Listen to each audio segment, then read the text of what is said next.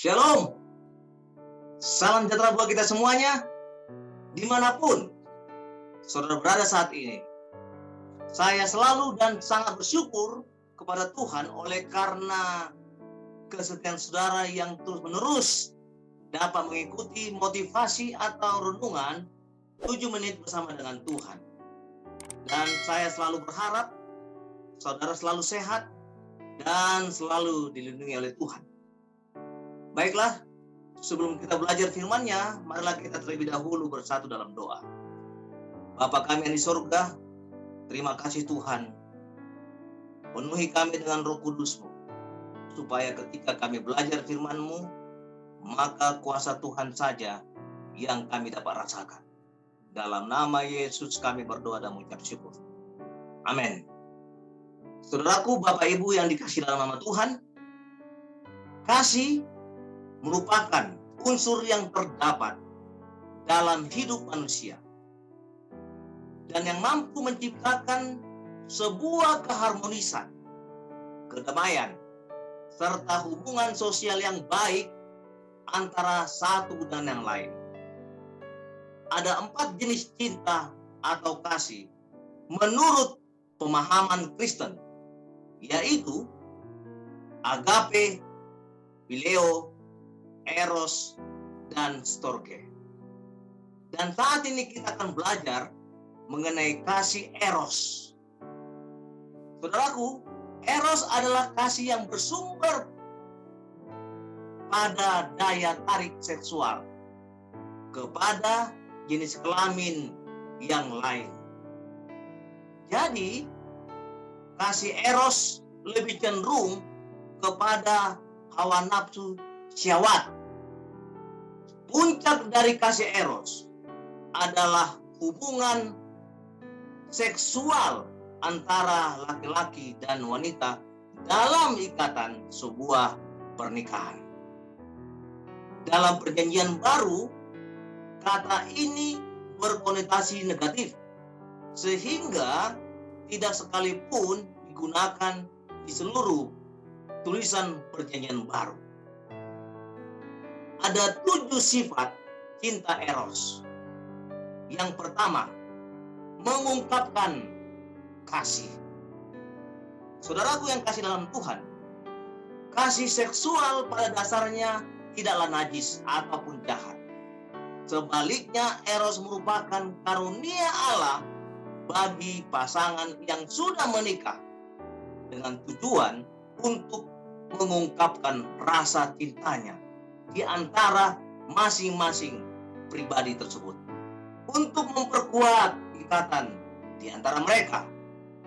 Lalu, apa sifat dari kasih eros tersebut? Yang kedua, keindahan kasih. Kalau saudara membaca dalam Kidung Agung 4 ayat 16 sampai Kidung Agung 5 ayat yang pertama, di sana menyebutkan bahwa semoga kekasihku datang ke kebunnya dan makan buah-buahnya yang lezat, luar biasa. Dan disitulah Allah merayakan keindahan kasih seksual. Lantas, apa sifat dari kasih eros tersebut? Yang ketiga, perasaan gairah. Saudara sekalian, cinta eros itulah yang merupakan perasaan gairah yang terjadi di antara orang-orang yang tertarik secara fisik satu dan yang lain. Kemudian, apa sifat dari cinta eros itu? Yang keempat, hal yang indah. Mengapa? Karena erotis dapat menjadikan sesuatu hal yang indah. Tetapi karena natur dosa kita, eros seringkali malah menjadi pornia.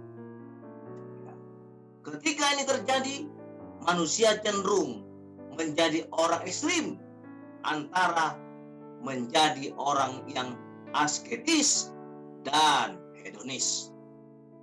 Saudaraku yang kekasih dalam nama Tuhan, apa yang disebut dengan kasih eros? Bagaimana sifatnya? Yang kelima, kasih seksual berasal dari Tuhan. Dalam Kejadian 1 ayat 28 bagian B mengatakan, beranak cuculah dan bertambah banyak, penuhilah bumi dan taklukkanlah semuanya itu. Dengan kata lain, bahwa kasih eros atau kasih seksual itu berasal dari Tuhan. Kemudian, bagaimana sifat dari kasih eros? Yang keenam, hanya bisa dinikmati oleh pasangan suami istri yang sudah diberkati Tuhan. Kasih eros itu diberikan Tuhan bagi manusia tersebut.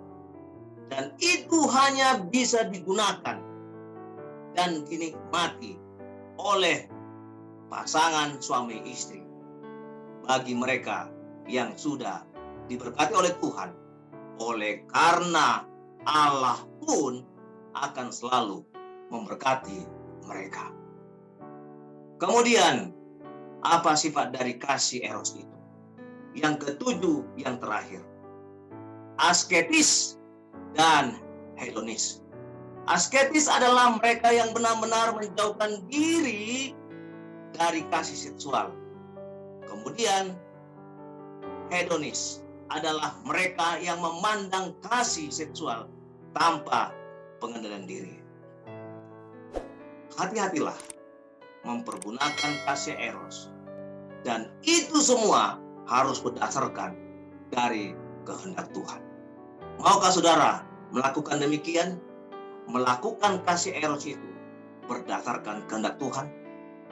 Kalau saudara mau, marilah kita bersatu dalam doa.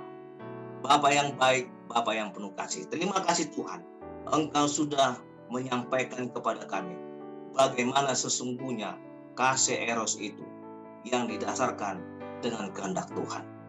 Biarlah Tuhan kami dapat melakukan itu dengan pertolongan Tuhan, maka kehidupan kami akan selalu terberkati. Berkati setiap umat, hamba-hamba Tuhan, anak-anak Tuhan yang sudah menyaksikan motivasi atau renungan 7 menit bersama dengan Tuhan ini. Berkati mereka dalam segala sesuatunya. Dalam nama Yesus kami berdoa dan mengucap syukur. Amin. Terima kasih. Tuhan Yesus memberkati kita.